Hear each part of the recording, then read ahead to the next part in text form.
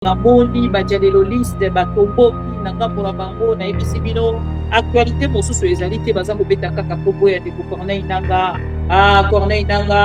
Corneille Nangaa vient de confirmer qu'il collabore avec Kagame. Corneille Nangaa confirmé aza collaborateur ya vraiment lisolo wana ebeta parce que koloba collaborer avec le Rwanda, ce qui est Tshisekedi Tobanda directement dans le camp collaborer avec le Rwanda, Félix Tshisekedi collaborer avec le Rwanda. Dans mon koloba keloko ya sika ezalité, Félix Tshisekedi a collaboré avec le Rwanda. Allons plus loin que ça, Félix Tshisekedi a suivi le Rwanda, allié na bango na Kinshasa, ba koti na kati ya stade de martyr, bande konyoso ya UDPS. Babeteli Kagame maboko balobi yonani obo ya Kagame yonani. J'espère que les Congolais au ngambo na bango bazali quand même kozonga kokanisa moment wana topasaki ya de Congolais au batelemela ki Félix Tshisekedi. Nous autres totuna ki Félix Tshisekedi, c'est toujours l'ennemi de la République démocratique du Congo, Kagame, qui collabore aujourd'hui avec l'UDPS. Le président de la République est le président. Il est libre de collaborer avec qui, surtout avec tout le président. Il est libre de collaborer. Il est entre des États. Félix Tshisekedi dit que Kagame c'est son ami, Kagame c'est son frère. J'espère que vous vous rappelez ça. C'est que j'aime encore Corneille Nangaa, cher ami. Dans l'appréciation, on a juste des valeurs. C'est que j'apprécie en fait na Corneille Nangaa. Contrairement à UDPS, Ndeko Corneille Nangaa s'assume. Il assume. Bon, moi on a gagné à utiliser dans ma vie. Corneille Nangaa assume. Pourquoi on a colobé ça pour assumer? N'a pas na yeso qui a lobby du camp. Azo ça la de son possible. Pour que Nangaa monaye, a que de na posa la nini pour réaliser. Mais c'est pas pareil dans Félix Tshisekedi. Félix Tshisekedi promet différence ya Corneille Nangaa Nandeko. Félix Tshisekedi Corneille Nangaa ça pour promettre et à réaliser. Mais par contre Nangaa boya Félix Tshisekedi a pour ça la bino promesse à réaliser en côté et puis à yé des sous pour na bino pour na koloba na bino likambo mosusu. Félix Tshisekedi a prometaka à réaliser kate.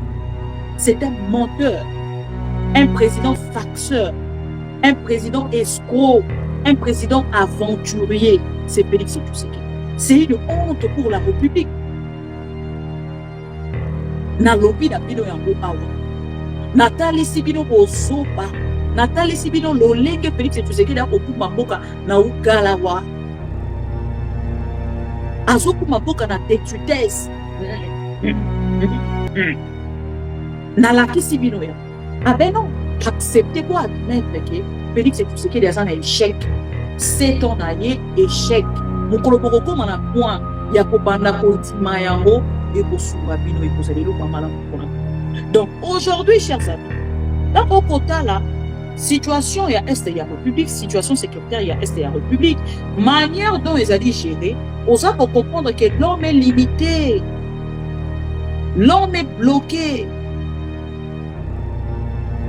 L'homme est bloqué. Félix Tshisekedi a dit qu'il faut jouer tous les jours. On a accueilli le bon, donc on a dit sous la discours à ma bête, va signer. Donc on a dit sous ma bête, va signer. Donc on a dit sous boité, va signer. Maintenant, bazo au zonga kaka Kinshasa. Babandi va discours à ma bête contre Ndeko Corneille. Il donne même un plateau en or, naïf, pour la colobate. Corneille Nangaa ndenge azali wana esengeli tolanda mwasi na ye na bana na Canada tokende violer bango. Yves a dit ça. Chers amis, Félix Tshisekedi a komi na suka na kolemba koloba na bino yango.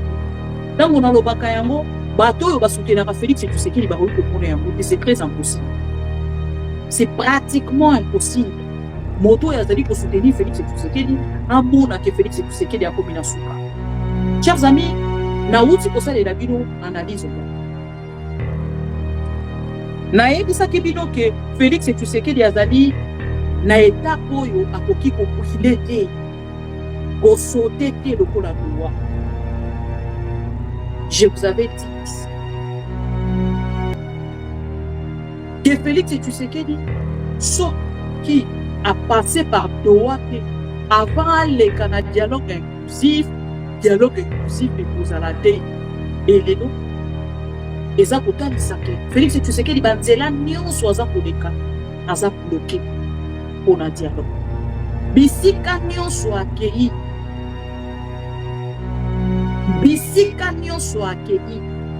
bayebisi ye Doha. Chers amis, lelo Félix Tshisekedi est dans l'obligation ya kozonga na pouvoir. Depuis mokolo ya lobi ba annoncer biso te Félix Tshisekedi ndeko Corneille Nangaa bazali recontacté par les autorités qatariennes. Aujourd'hui déjà, je dois vous informer que dans le moment où tozali koloba Félix Tshisekedi azali na Angola, mais botu na yepe question ake kosala nini? Ake kosala nini? Na même moi, chers amis, Félix Tshisekedi a été 4 fois na Angola. C'est la pression.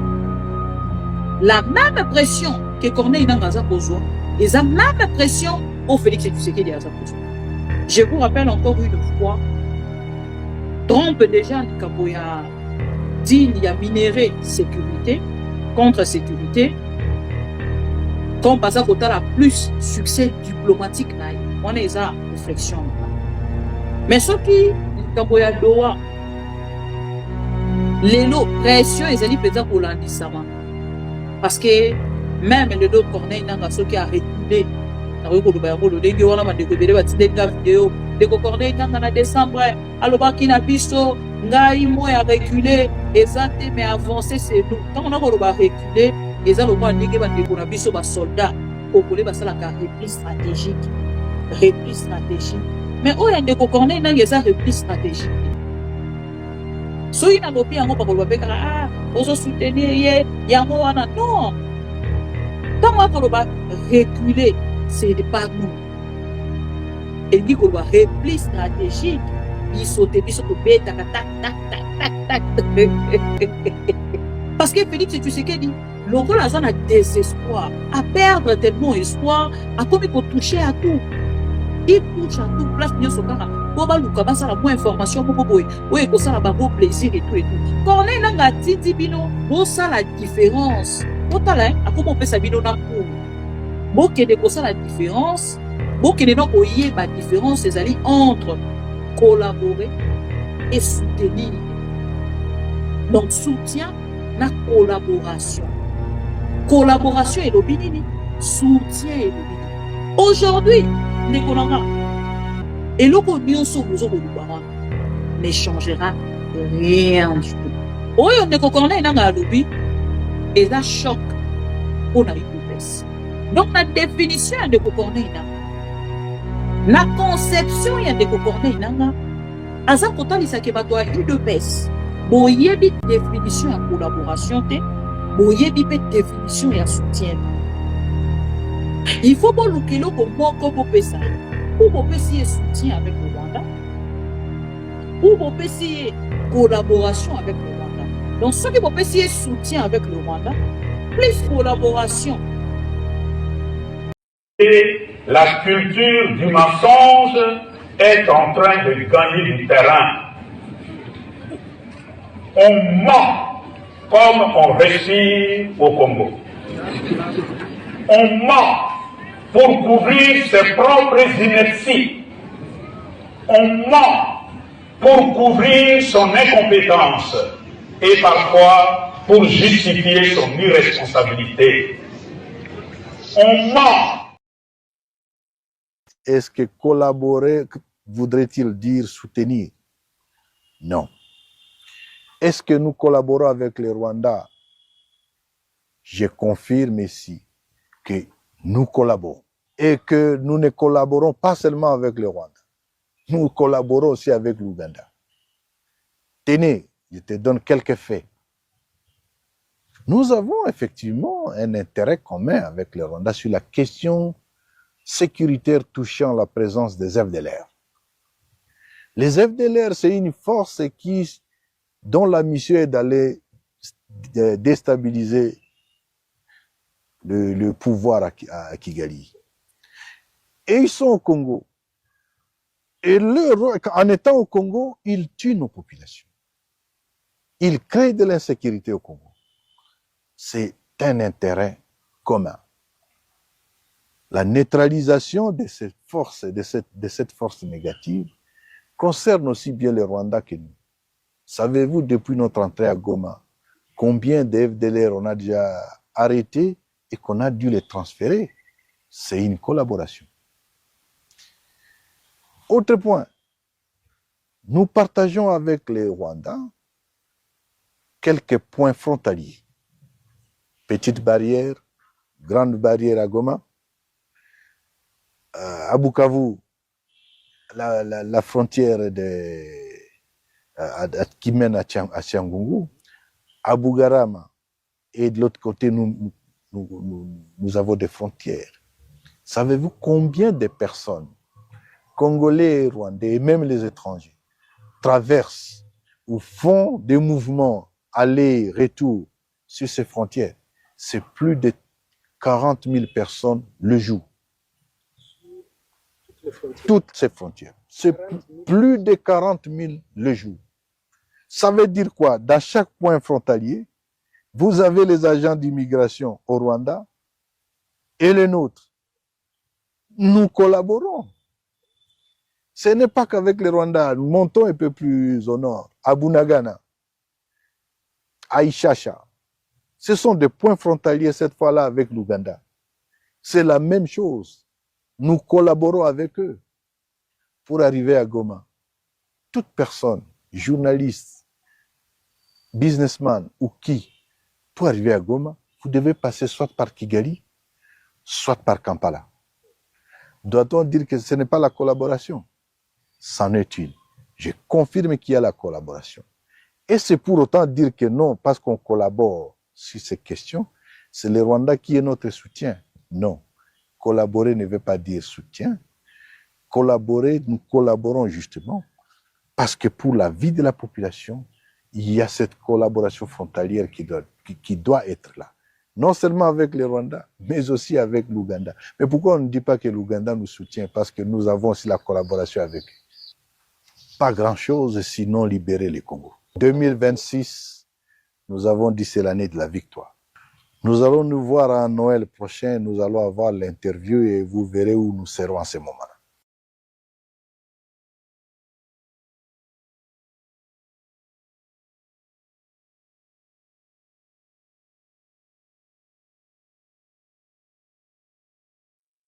Mbote, le gros coco, na zongi pour qu'il a présenté bien la nouvelle excuse et c'est tout bandawana parce que tout programme qui live nabiso, il y a là 1h30, mais merci beaucoup na ba pro congolien so bozala kiwana pour na bozela biso to banda live oya mokolo ya lelo. Merci na bandeko nyonso balingaka biso na bao badetestaka biso parce que na moyi bilo boza ebele, ça prouve qu'il y a des dialogistes inconscient et conscient au bazar lelo nangambo nabiso pour na biso à travers cette belle chaîne d'information. Chers amis pro Congo, merci encore une fois pour la fidélité et confiance au besoin du sapin nangambo nabiso to ina poko alelo pour que tout solo là ensemble na bino na moni badia lelo liste batombo ki nangambo na bango na ebisi bino actualité mosusu ezali te baza kobeta kaka kombo ya ndeko Corneille Nanga.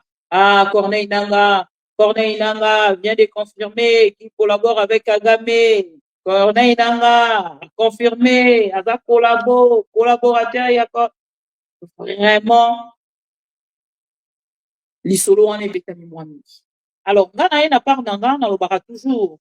Quand on a un chers amis pro Congo, je ne viens pas la plus intelligente de toutes les femmes congolaises, mais nayaka lokola une congolaise de bonne qualité, une louba consciente, une louba révoltée, pour conscientiser le peuple congolais, pour l'amour, pour éveiller le peuple congolais, na oyo ezali kolekana na kati ya mboka. Chers amis pour Congo, lelo na ye lisusu pour que to solola makambo etali bongo mboka na biso soki botali bokomona te ndeko Corneille Nangaa makambo ya alobi tango tokokoma wana bokokonstate na ngambo na bino te eloko ya sika ezali te. Pourquoi nazali koloba yango? Parce que koloba collaborer avec le Rwanda, ce qui est Tshisekedi to banda directement na likambo à collaborer avec le Rwanda, Félix Tshisekedi collaborer avec le Rwanda. Tant on a collaboré avec le sika ezali te, Félix Tshisekedi a collaboré avec le Rwanda. Allons plus loin que ça, Félix Tshisekedi a joui le Rwanda, aye na bango na Kinshasa, bakoti na kati ya stade de martyr, bandeko nyonso ya UDPS, babeteli Kagame maboko, balobi yo nani, oboya Kagame, doki yo nani. J'espère que eza na bakongolais oyo na ngambo na bango, bazali quand même kozonga, kokanisa, moment wana topasaki, il y a des Congolais au batelemela qui Félix Tshisekedi. Nous autres, totuna qui Félix Tshisekedi. C'est toujours l'ennemi de la République démocratique du Congo, Kagame, qui collabore aujourd'hui avec l'UDPS. Bazongi Saki Nanga Bonabango, le président de la République et le président. Il est libre de collaborer avec qui il veut. Surtout avec tout le président. Aza libre de collaborer. Et ça entre des États. Félix Tshisekedi dit pourquoi il y a lobby Kagame c'est son ami, Kagame c'est son frère. J'espère que vous vous rappelez quand même.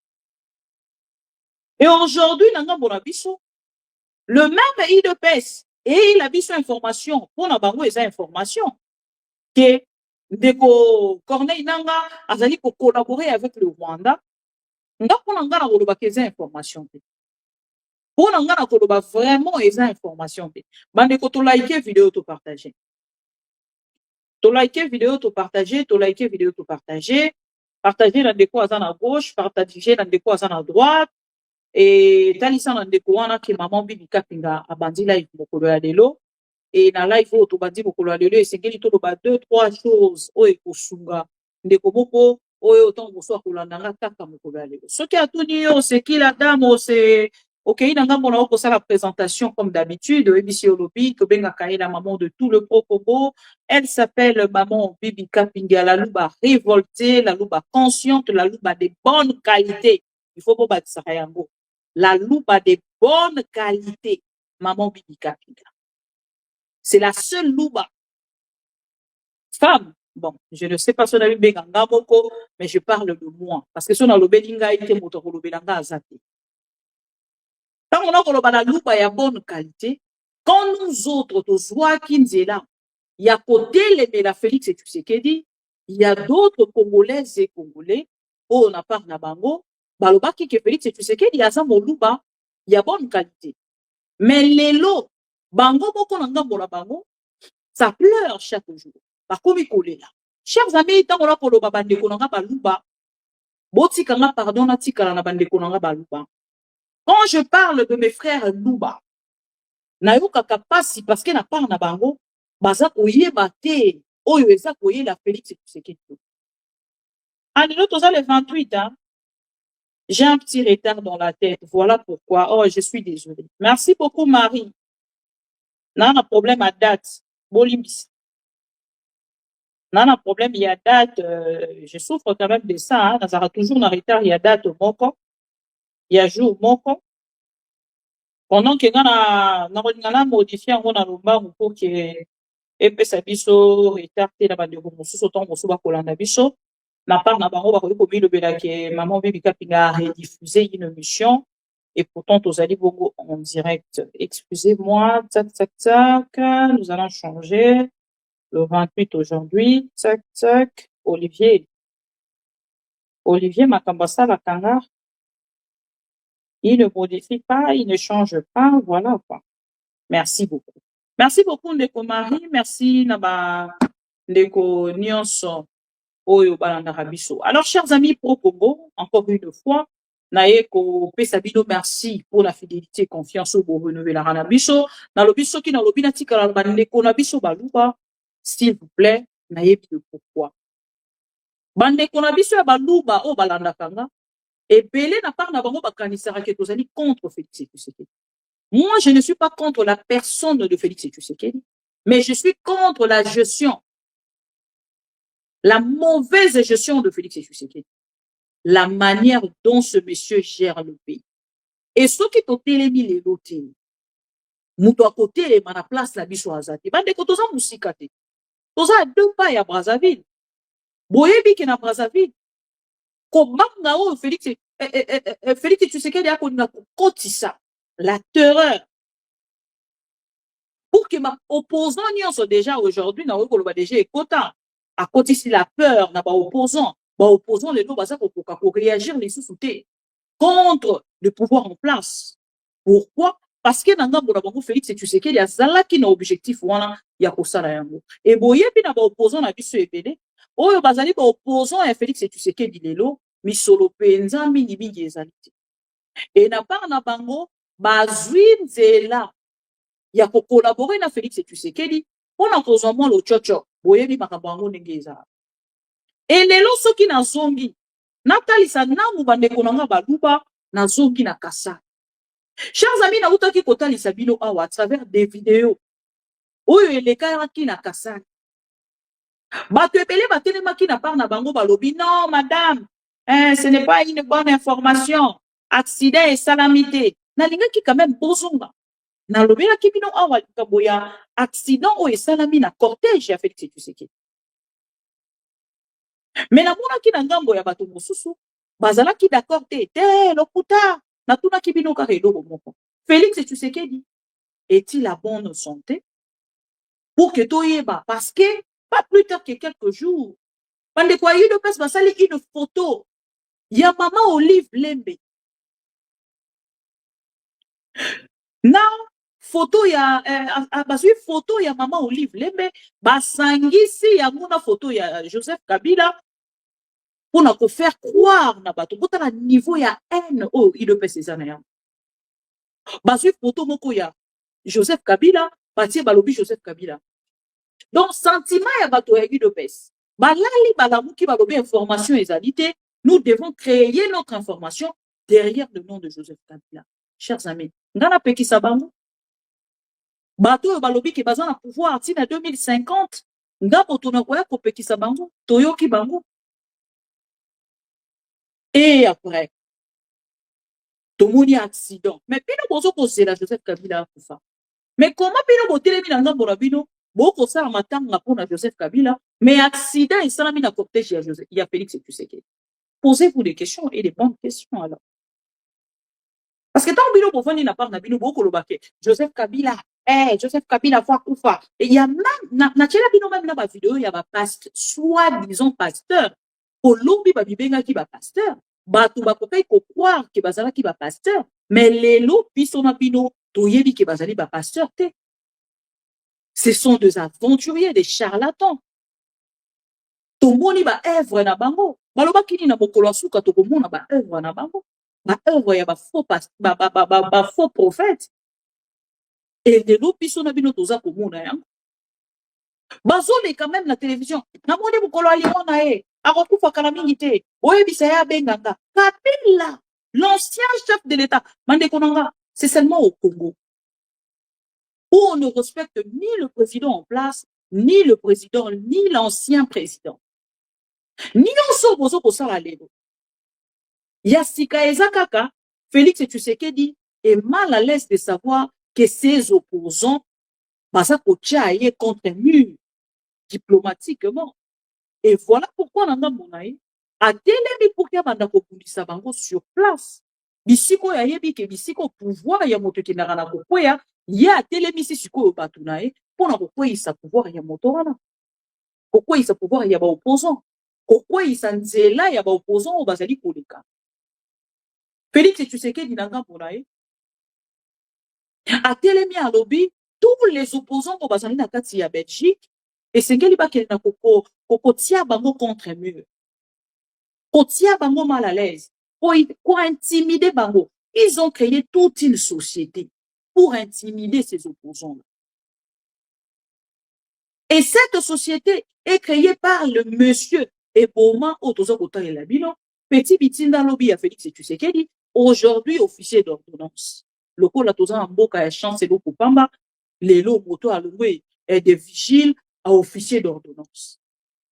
Muto koloba na ye azate soki olobi aza kotalisa ya alobi yo yebinga bien te oyebinga bien te ndenge naza boye tout ça. Chers amis, soki bolandi ba vidéo wana baza kotalisa bino à travers de personnes qui intimidaient cette tikuni que Kabila aza choqué bango. Donc moto nyonso pusanaka pembeni ya Kabila azalaka lokola faya pembeni ya pouvoir à Félix Tshisekedi. Pourquoi naza koloba yango napesaki bino exemple nanga de cette dame que j'ai rencontrée dans un bureau à Paris. Oyo aza soi-disant médecin. Et médecin wana na part na ye question à liboso bokendaki na Kenya pour soutenir l'ancien chef d'État. Pourquoi lobby yango? Parce que Kabila dérange. Bande konga siko na na problème moko. Autant musu yo oza nango te pona moni bato ebele batindeka ba message. Mama bibi yo lobby l'autre côté. Omoni te Denise di Chochoa akei kuna na nani na Goma. Ce n'est pas normal. C'est bande konanga il faut que tu silence nanga. Moi je suis quelqu'un où on a yambaranion sauté. Na mutu moko na beaucoup de rosaires. Parce que na lingaka ko kene ko toucher te moto yo autant ko so azali na facilité na o ezali langage. Moto soki azali na langage facile. Soki akosala likambo na ye na mona importance pe ya osimba. Deux fois il m'arrive quand même de me préserver. Et surtout na part nanga na lobarango toujours pour les opposants. Des fois na pikaka bango mais na pikaka bango légèrement. Pourquoi? Parce que na lobara na part nanga moto nyonso za kotia mal à l'aise Félix Tshisekedi nga na part nanga na mona pourquoi na ko toucher. Boyebi Denise di Chochoa aza parmi bato yo ba chokanga. Maintenant on a remonté que bon azo frappé de l'autre côté Félix Tshisekedi. Félix Tshisekedi pleure. Bato Félix Tshisekedi bazole là. Bon, ergo na rola la pongi, Denise di Chochoa aza ko frapper bango kuna. Ça m'arrange moi. Ah ben oui. Moi ça m'arrange. Na mona ki ergo na lali na pongi. Mukolana na lobi bon lelo na kosala te. Denise di Chochoa azui ba dossier na bango ya salité o bazaki na mona kati ya nani ya Félix Tshisekedi. Aye na mona mesa. Aye kotandela biso yango e bango bazangi kimia. Bango pe kuna so basiliki bazui ba motaka ya ndeko Denise di Chochoa batie na kati ya réseaux sociaux. Donc bazo kopunda entre bango. Ponga ba Denise na Félix Tshisekedi ngo kota ngote. Bazo kopunda entre bango. Denise aza moto ayebisaki biso pouvoir na biso balupa. Yo mukongo kanga munoko na yo. Yo muluba soki muswahili kanga munoko na yo. Tango atelemi na part na ye akei na Goma. Déjà pour na na Goma, chers amis, et sengeli yo passé par bateau nyonso baza na kati ya Goma. Donc elle a ses contacts. Ba autorisé ya kende. Je ne suis qu'une simple journaliste. Oya zolo ba pour l'intérêt à ba Congolais. Même ça rabino chaque jour, je ne soutiens pas un politicien. Politicien atalaka ba intérêt na. Mukolo ba intérêt na yo wana ezui forme. Journaliste a représentera lisusu et le côté pour. Donc moi na part nanga, ceux qui na moni muto aza ko choquer pour parler de Kabila, ceux qui na moni que Kabila aza ko choquer quand il y a Félix Tshisekedi, ah vraiment na moment wana nga nyonso Kabila osala pour nanga ko malamu moi. Na moment wana nyonso Kabila ko sala za malamu. Et ceux qui te disent Chochoa lelo, alobi ki na part na ye. Akei na ngambo ya ndeko Corneille nanga. Ndeko Corneille nanga fongole ni porte. Qui suis-je? Na koya pour critiquer. Mais non lobani. Corneille nanga pourquoi permettre à Moutouana que de kuna après ça va changer quoi? Boye bisama, ceux qui n'a lobby. Corneille nanga moto ko pesa commandement kuna. Corneille nanga moto ko lobake moto ko kende na Goma te. Moto ko kende na mboko nani te, na Dubai te. Moto ko kende na mboko yo et oh non toza na doa Corneille nanga ko beta loboko na misa lobby biso bato na biso ba okende na doa te. Qui suis-je? Une simple journaliste. Bibi Kapinda. Ne prenez pas en fait en considération ce que les gens disent chaque jour. Bibi asalaka boye. Voilà pourquoi on a vu notre on a un plateau, na ya kana pesi information, na silisi ko pesi information, na balusi mokongo na nga na kini. Oyo nyonso bato balobaka na boyaka kolanda yango. Soki nalobi nalanda yango, nakosala live awa na gauche, nakosala live awa na droite, nakokende nasali live place oyo na maîtrisaka nyonso bato balobaka. Parce que soki tolobi tobanda kolanda nyonso wana ekozala pasi. Chers amis, boyebisanga, boyebi lolenge Afrique eza bien. Si seulement nazalaki moto naza ko collaborer avec Corneille Nangaa au vrai sens ya mot. Parce que balobi na biso bato nyonso ba collaborer na Corneille Nangaa bazora mbongo. Po bato ba koyebisa biso kete soki ozwi collaboration na Corneille Nangaa c'est que oza na mbongo. Ozo kolia mbongo ya Rwanda. Aujourd'hui Corneille Nangaa eko reconnaître aye koluba yango face ya monde que il collabore avec le Rwanda. C'est que j'aime en Corneille Nangaa, chers amis. Quand j'apprécie à Kamutuna juste les valeurs naïves. C'est que j'apprécie en fait na Corneille Nangaa. Contrairement à IDPS, les Corneille Nangaa s'assume. Il assume. Bon, moi on a utilisé dans ma mine. Corneille Nangaa assume. Pourquoi na kolobakeza ko assumer? Na part na yeso ki a lobi di kambo. Azo sala de son possible. Pour que Nangambo nae akende na kosala nini ko réaliser yango. Mais c'est pas pareil na Félix Tshisekedi. Félix Tshisekedi promet différence ya Corneille Nangaa nandeko. Félix Tshisekedi Corneille Nangaa za ko promettre pe à réaliser. Mais par contre Nangambo ya Félix Tshisekedi a kosala bino promesse à réaliser yango te et puis a yeli sous komona bino pona koloba na bino likambo mosusu na koti na Kasai. Félix Tshisekedi a lobby. Soki na silisi nzela oyo te, soki na ye abo bambanga mabanga. Chers amis, malgré lobby lolenge wana, azwi lisusu nzela akei wapi na ngambo ya Kasai. Akomi na Kasai. Accident esalemi. Oyo akomaka l'autre fois, ba humiliaka ye. Oyo akomi cette fois-ci, eza pe humiliation, chers amis. Ce n'est pas du tout normal. Eza ba signe oyo eza kolakisa ke moto akomi na suka.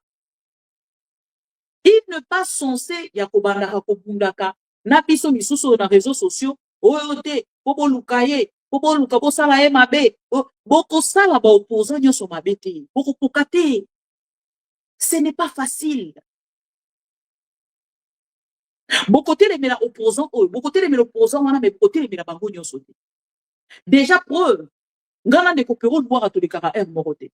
Mais ko Fabien Kouswanika tous les cara R moroté. Donc celui qui obi hôtel meli bokangi Fabien Kouswanika na gauche, na droite, ndeko Kerwin so sala na ni kuna bandeko nyonso batele makapona koloba pona Kongo, ba côté les mabakosala. Moto à côté les bango akosala. Félix Tshisekedi a prometaka a réalisaka te. C'est un menteur, un président faxeur, un président escroc, un président aventurier. C'est Félix Tshisekedi. Na cause de la bino, moi, et l'autre beaucoup politicien moko alobaki, na la difficulté au temps na Congo na ye.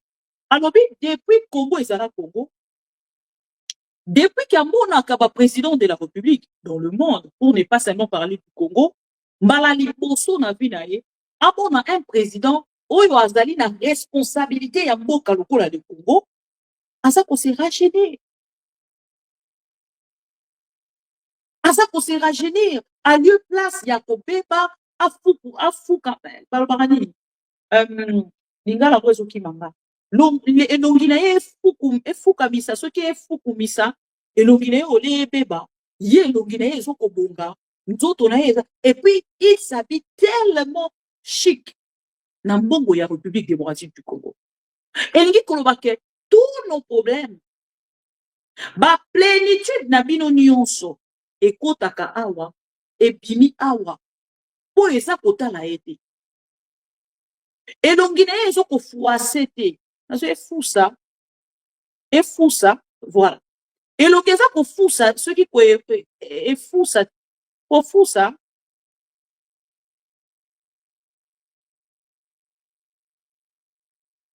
Bon, soit. Donc, Elonga Félix et tu sais qu'il y a des obébatés. Malgré les responsabilités. Elonga obébatés. Aza rajeunir chaque jour. Elonga comme à kubukate. Voilà, dans ce temps, bon, on est un peu facile. Elonga comme à kubukate. Donc, il dit koloba. Ba problème na binouana est à la kangate. Elonga pour continuer. Donc, aza pour continuer pour son bon à kuba. Donc, ça la nango. Oyo nyonso zaka na intérêt na ye. Oyo etikali itali. Je suis venu ici pour vous dire. Je suis venu vous dire que Félix et Tshisekedi du cortège n'a pas eu accident. 2, 3, 4, 5 personnes battent les oh non, ce n'est pas vrai. Les lots aux awapi. Et c'est là qui bozonga. Voyez pour le bon avis, ah maman bibi, osala qui n'a raison. Et ça cortège chef de l'État. Na yebi ki oya soni ezala ki wana. Ezala ki komona motuka. Oyo ya cortège mi tout ezali na cortège chef de l'État. Et comme on a un niveau, bon, c'est la pardon, illustration, voilà. Oh, il est choqué, bino, eza.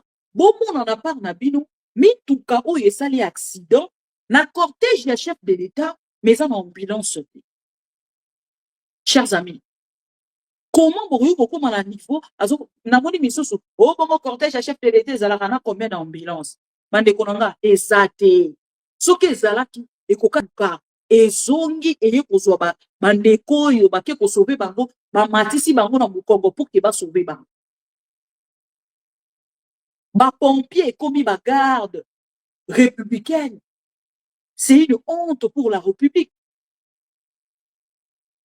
Nalobi na bino yango awa natalisi bino bozoba natalisi bino lolenge Félix Tshisekedi akokuma mboka na ugalawa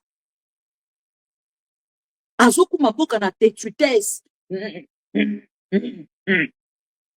nalakisi bino yango mais bino na part na bino bozotala ebobolo ya ndako oyo Félix Tshisekedi yake kotonga mais ndako wana batongi eza moyibi ya Félix eza frappe bino bozokotala libanda extérieur mais regardez na kati ya Kinshasa basalela bino mama yemo botalaka beauté ya mama yemo bobetaka maboko bakenda inaugura par le président de la République lui-même. Lelo, aucun médecin, aucune infirmière, aucun malade a besoin de soins. Nangambo ya hôpital ya mama yemo. Est-ce que wana eza libabete? Wana eza kindokité? Wana eza kindokité? Chers amis, tous allons quand même conscients. Quand on va présenter bino et beaucoup ne restons pas seulement là où ils ont dit cadre. Il y a oyo batongeli bino. Vous posez ma bonne question. Parce que Congolais a pour faire caca na miso. Ba frapper poudre na miso. Oh. Ouais, Fachi, félicitations. Fachi, félicitations. Ah ben non, chers amis, quelle félicitations. Université. Nakananga, université à Liboso, ezali o Félix Tshisekedi aki kotonga. Nous oublions l'histoire, peut-être. À moins qu'elle s'est trompée. Nga na yebi ke na kati ya kananga, baza au moins na 2 universités. En dehors, il y a o Félix Tshisekedi aki kotonga. Et ceux qui botali o Félix Tshisekedi aki kotonga. Bino moko tango kotala ba auditoire wana. Bozo komi lobela keza université. Bokoki komi lobela keza université. Eza penza na ba ezo remplir ba critères ya kozala université. Je ne vois pas. Et bien, le côté n'a pas pour l'inauguration, Fatia Azalaki. Donc, bango, bakoma, sali frappe na bango, pour na couvrir frappe wana, basu Félix et tout ce qui est babé qui yaka, tout ça la suppose clôture, il y a frappe ou tout ça. Allez, yepe wana lati veste, tout, aye a komi, aye kopé Sabino, bénédiction, il y a vol au Oussaï. Et vous êtes d'accord avec ça. Je suis désolée, mais je ne vois pas les choses de la même manière que je sais que je choque, mais, chers amis, je ne peux que vous choquer parce que je ne vois pas les choses de la même manière que vous. Et na komonaka makambu de la même manière que vous. Et ça passe. Parce que ngana landaka de près, oh Félix et Tshisekedi aza pour ça. Et ce que vous voyez dans l'angambu na yo, au banda kozela ke ngana ya pona ko chérir Félix Tshisekedi eza pasi. Eza pasi. Voilà. Pour liker vidéo to partager. Chers amis, parce que to lobeli Kasai na rubanda wana. Tango na ebisi bino ke na ngambo Félix Tshisekedi akendaki, accident esalemi, il y a eu plusieurs blessés, ba signaler biso yango. Et na ba blessé wana eza yango na ndeko talisa bino na ngambo ya ndeko tomonaki bamemi na Mukongo baza kokende na ye baza kotuna ye ozoyoka ndenge nini. Vous n'êtes pas médecin. Ozwi moto na kati ya accident. Ole bo mema ye mpango na hôpital yo zotuna ye papa oyoki ndenge nini eloko te heureusement oza na bien. Vous traitez une personne déjà na kati ya parole. Oui, heureusement oza na yo bien. Heureusement oza na yo bien. Car il y a monoko yo lobby heureusement oza na yo bien. C'est fini pour vous. Ah ben non, acceptez pour admettre que Félix Tshisekedi a un échec. C'est ton échec. Mukolo boko mana point ya ko banda ko ndima yango et ko sunga bino et ko zalelo pa mala ko na bino. Je pense que c'est gela qui na banda. Na lobedi bino likambo ya accident lelo basindelinga ba vidéo mosusu. Mama bibi parce que lobela ki accident cette fois-ci tozo kotindela yo oyo asoni Félix Tshisekedi asali. À remettre ba chef coutumier. Bande konanga. Non, c'est triste et regrettable. Obi, accident présidentiel au Yakasa et Salemi et révélé makambo ebele. Ba chef coutumier bandimi bazala humilier. Na balabala. Bazo kowele na mbongo. Oyo babwakeli bango ya kobwakela. Oyo akangaki bakangie balobi pesa biso mbongo pesa makambo soni depuis Congo ezala Congo. Bokolanda ngo quand même à travers une petite vidéo oyo bande konanga bakasaye ya bonne qualité balobi nanga yo poza la la page parce que yo ozo kopesa information oyo bande kona biso baluba mususu baza kopesa biso amote abina bango te ngabo me mangala ndenge ya tribalisme te bo me mangala ndenge ya tribalisme te po elika kananga te opesa kaka information oyo ya Kasai ngana lobelaka Congo dans l'ensemble na lobelaka Kasai te tozana ba journaliste na ba soi-disant journaliste oyo bazali basé uniquement pour na lobelaka Kasai te ngana lobelaka kaka Kasai te na lobelaka Congo musima. Voilà. Bolanda sikoyo ba chef coutumier nanga pona bango batelemi babandi kowele na mbongo et de même coutumier chef coutumier seront utilisés par Félix Tshisekedi pour que bakende na part na bango kosala oyo tobengi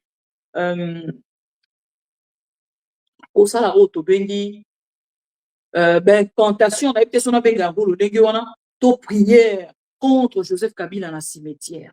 Bolanda quand même bitumba ba chef coutumier o bango na part na bango ba koloba que Félix Tshisekedi bazali ko soutenir ye mais ezali soutien simple te ezali soutien en retour na oyo bon Uba mabadali muchubo akwata muti kitoka ngase tukujilo komona bali mafuta kwa tole bilamba bali muko bola bali dollar usibwa ndi bakemba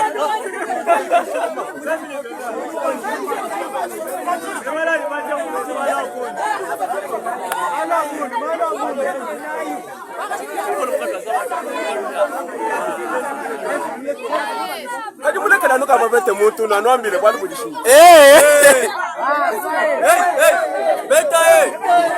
Beta toro Bita yuka munya yako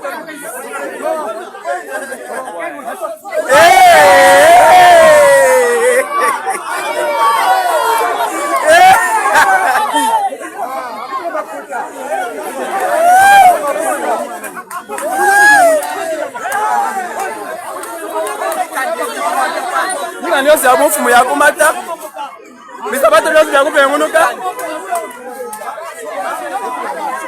Nika nyosi ya kumata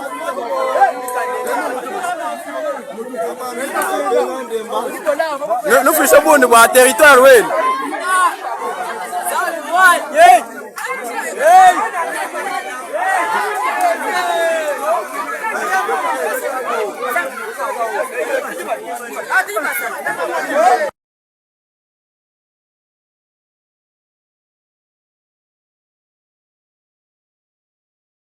chers amis, bakangi chef coutumier ya Moïbi, lokola Félix Tshisekedi.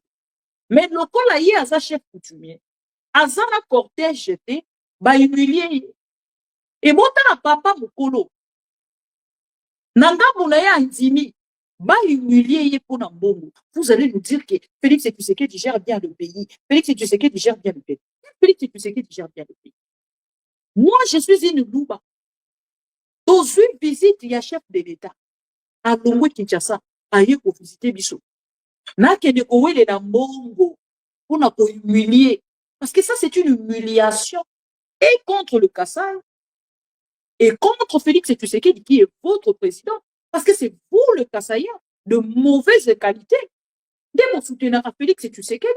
Et regardez ce que vous faites. Dans la rue, Bakangi ya Ibibon, alati veste kitoko, ayaki wana pona bosala ni, kobete la Félix Tshisekedi mabo. Asili kobete la Félix Tshisekedi mabo, azui moi, nzete na bango wana, akoleki sango boye. C'est les chefs coutumiers, hein. Wana ba chef coutumier. Bouta niveau ba chef coutumier bakiti. Kabila était au pouvoir. Il a fait 18 ans, chers amis. 18 ans au pouvoir. Tout le monde n'a jamais. Félix Tshisekedi, comme président de l'eau, Azumbo, Wake, Kopesa, Nabato, Balabala, pour que Baka Bolaba Bunda, n'a intérêt à Félix Tshisekedi. Non. Dignité, na personnalité, baso bakayangote. Tata Nangai, dignité.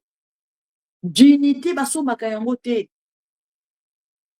Ondimi, bakata yo veste, mais au bout, il kopesa baninga mboko. Bande konanga, ceux qui bateau bazalaki na considération pour la Félix Tshisekedi. Bande konanga balu bateau na ipsa kabino ke pour na considération te. Bondimi la rangate.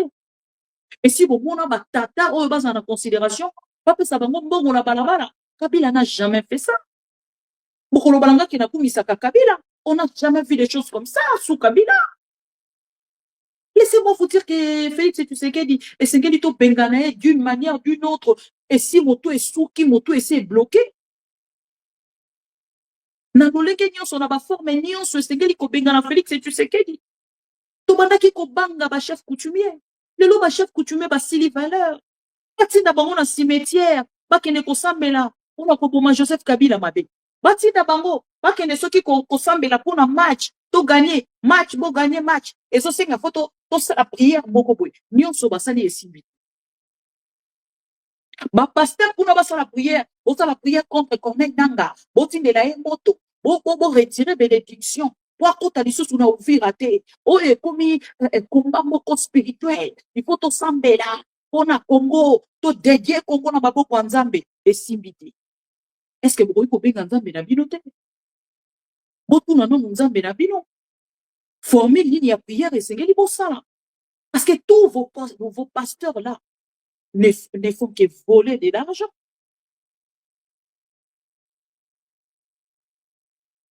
Mais oui, botu na no nzambe o bino boko sambela wana. Parce que ceux qui nzambe nzambe biso to sambela. Ah, nzambe na nga ba réponse moko na ba prière nanga non. Nzambe nanga zana ba réponse na ba prière nanga non. Oyo abino nzambe ezalaka nzambe nini? Nzambe obino botekia koko wana ezalaka nzambe nini? Il faut bomituna ba question. Chers amis, Félix Tshisekedi akomi na suka. Na kolemba koloba na bino yango te. Tango na lobaka yango bato oyo basoutenaka Félix Tshisekedi bakoki komona yango te, c'est très impossible. C'est pratiquement impossible. Moto yazali ko soutenir Félix Tshisekedi, amona ke Félix Tshisekedi akomi na suka. Chers amis, na uti ko salela bino analyse mo. Na yebisaki bino ke Félix Tshisekedi azali na étape oyo akoki ko brûler te, ko sauter te lokola doigt. Je vous avais dit ici que Félix Tshisekedi, ce qui a passé par Doha avant les dialogue inclusif et pose à la tête. Et ça m'étonne de mon côté, non, que même les opposants, baza ko passer, ko sauter Doha, ko penser, ko sauter Doha, pour na ko soit directement Washington, et puis accord inclusif. Chers amis, Lélo, Félix Tshisekedi est dans l'obligation ya kozonga na Doha. Depuis mokolo ya lobi, ba annoncé bisote. Félix Tshisekedi, ndeko Corneille Nanga, bazali recontacté par les autorités qatariennes.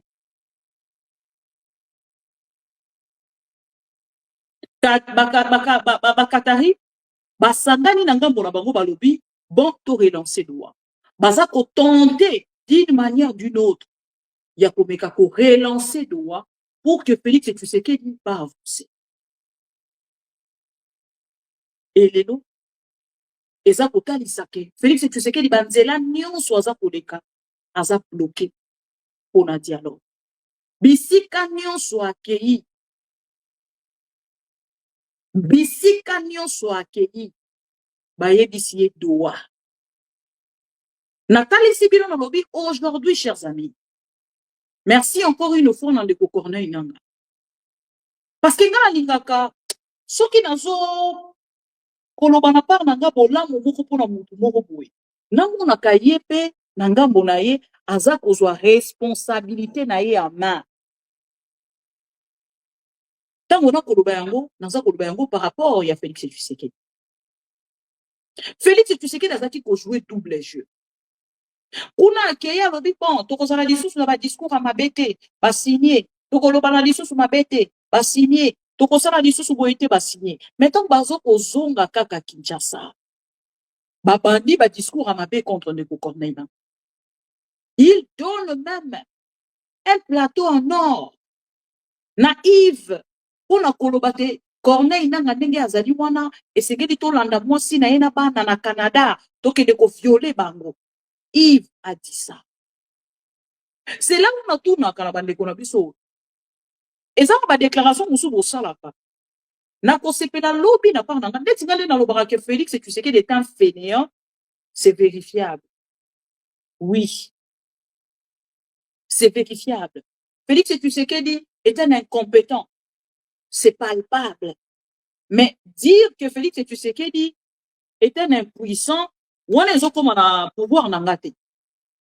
On a maman Denise Moutoye dit sur les réseaux sociaux. J'espère qu'il va négocier sur les réseaux sociaux. Boyoka ba voice maman Denise aye la biso. Maman Denise Moto, ye moto azali na kati ya chambre na cuisine ya Félix Tshisekedi. Ye moto aye ko yebisa biso makambo na réseaux sociaux na ba voice. Oyo maman Sandra aye la biso. Donc aujourd'hui, chers amis, dans mon quota là, situation ya Est ya République, situation sécuritaire ya Est ya République, manière dont ils allaient gérer, on a pour comprendre que l'homme est limité, l'homme est bloqué, l'homme est bloqué. Félix Tshisekedi abandaki kokanisa ke ko dribbler, Corneille Nanga rebeta kaka eloko moko boye. On a ba même pas toi de PC, parce qu'il est très confiant dans Félix Tshisekedi. Bande ko lobana pa na ba rebeta kaka eloko moko boye. Ah, balali si Corneille Nanga. Ba penisi bango. Ba isi bango ale bolo makuna, bozo ko kuna bato bavandi na pa na bango ba ko loba. Ndenge ba pesi muvira wana etikali Goma. Etikali Goma. Kala mingi te tozo kozwa ko. Esi bo mona bato. Bato baza na mitu, baza na cerveau, na kati ya mitu na bango. Chers amis, de questions oyo ndeko Félix Tshisekedi azali. Ko discuter na ndeko Corneille Nanga na Doha. Chers amis, c'est que Félix Tshisekedi n'a pas gagné militairement à koki ko soyango te na bopete kaka buya lali.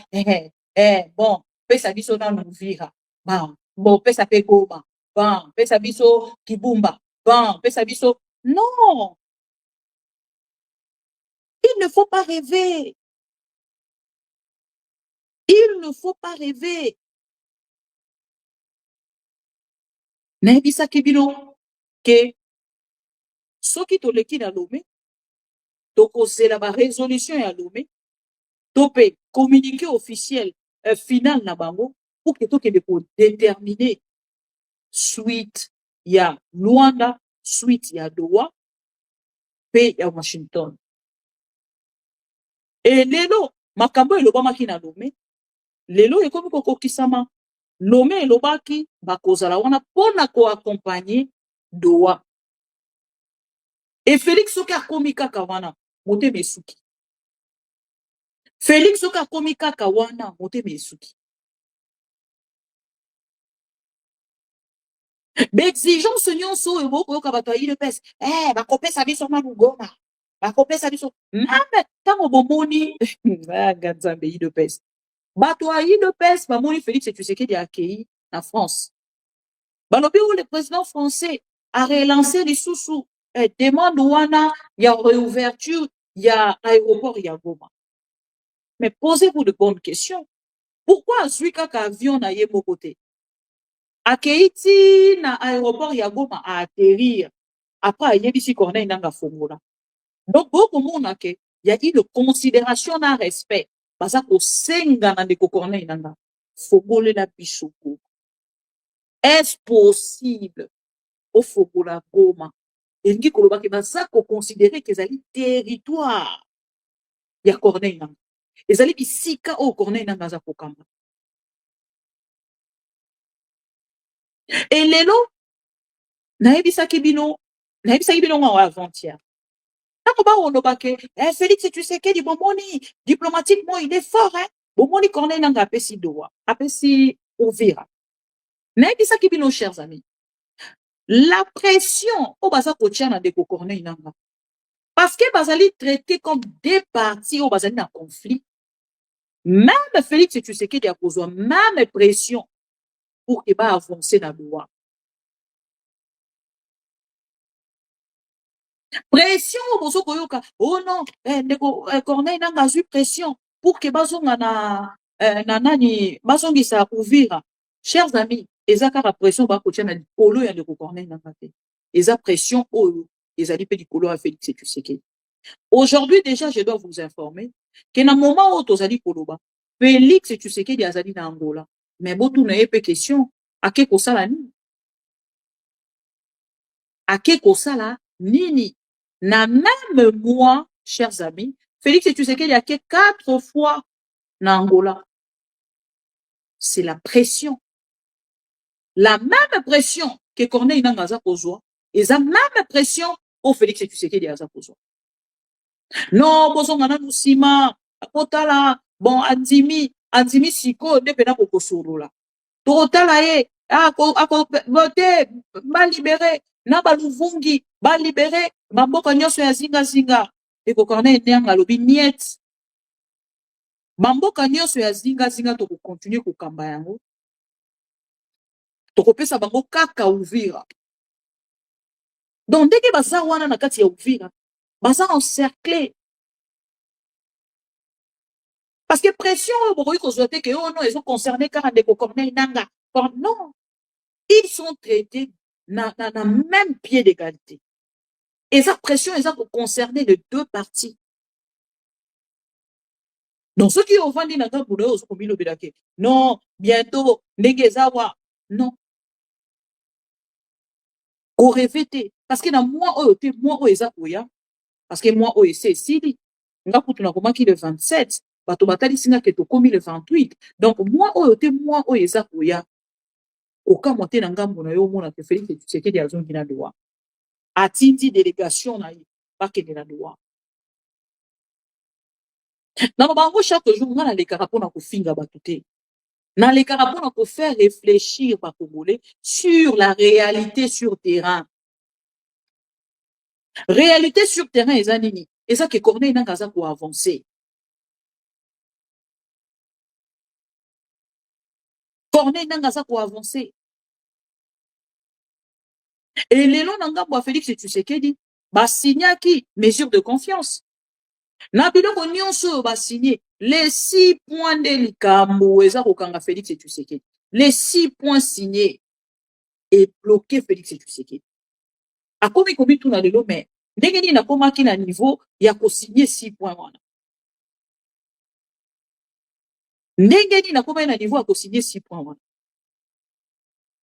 Et na kati ya 6 points wana chers amis, de ba kolobela likambo ya intégration ya AFC M23 na kati ya armée congolaise.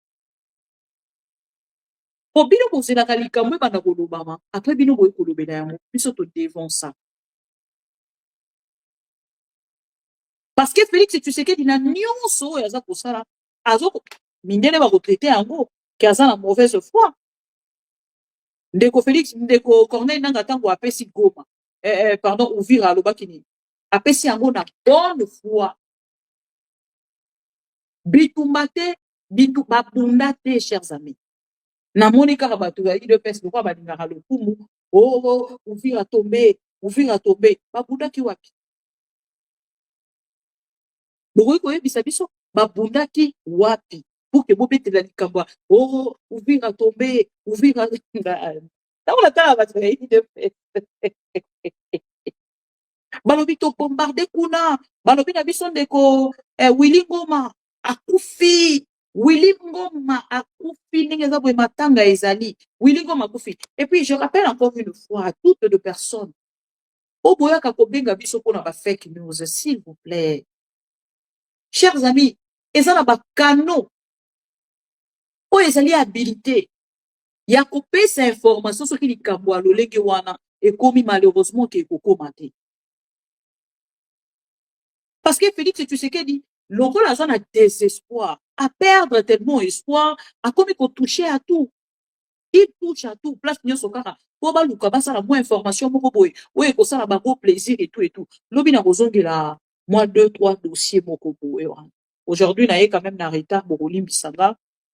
Nazalaki tellement musika ti Olivier a programmé live a tout ninga même pas. Madame lelo koleka na ou pas. Azui kaka live ache a programmé ayebi ke non na bandaka 18h a programmé 18h pour que na banda mémoire na recondamné été il y avait des propos bon na moni ke bozalaki ebele na moni ke bozalaki ebele ba message na bino ezalaki ebele sinon vraiment nazaki na makasi ya komata na plateau te mokolo ale tango natali ba message na bino natali ba commentaire na bino na lobi bon les pro-Congo sont là. Naza na eloko ya koloba te. Esengeli nakende. Na commenter kaka l'essentiel, mais au nyonso esengelaki na lobela lelo, na koya kolobela yango lobi. Boko permettre nga quand même. Voilà. Chers amis, tosololi biso na bino na début awa likambo etali doa. Je vous rappelle encore une fois, Trump déjà likambo ya deal ya minéré sécurité contre sécurité comme par ça kotala plus succès diplomatique na ye wana eza réflexion nanga mais soki likambo ya doa lelo pression ezali penza kolandisama parce que même lelo Corneille Nangaa soki a reculé akoki koloba yango lolenge wana bandeko ebele batindeli nga video ndeko Corneille Nangaa na décembre alobaki na biso ngai mo ya reculé eza te mais avancer c'est nous ntango na koloba reculé eza lokola ndenge bandeko na biso basoldat congolais basalaka repli stratégique mais oyo ndeko Corneille Nangaa eza repli stratégique te soki nalobi yango bakoloba mpe kaka ozosoutenir ye yango wana non ntango akoloba reculer c'est pas nous elingi koloba repli stratégique biso te biso tobetaka tak bandeko tolike video topartage s'il vous plaît. Donc ndeko Corneille Nangaa atalisaki ngo na sensi ya bango babetaka pak baza koavancer et ce n'est pas pareil na basoldat na biso na oloba bango mpona kosemoke na bango te mais ça parce que batieli bango bacondition te c'est parce que lelo bakokambama bango moko il faut kozwa temps pour comprendre tala eza makambo mosusu motu soki alobi zwa pena temps ya koyoka ye neti Corneille Nangaa ntango alobi awa bato ayi depesi kaka oyoki Corneille mais sikoyo awa ndeko Corneille Nangaa ye kovide lisusu substance Il y a information au bino boye la rabiso. Basso, il collabore avec le Rwanda. Mais ah, vous n'aurez plus rien à dire. Et ça, le Corneille nanga eko kangabino bek. Aeko kangabino monoko.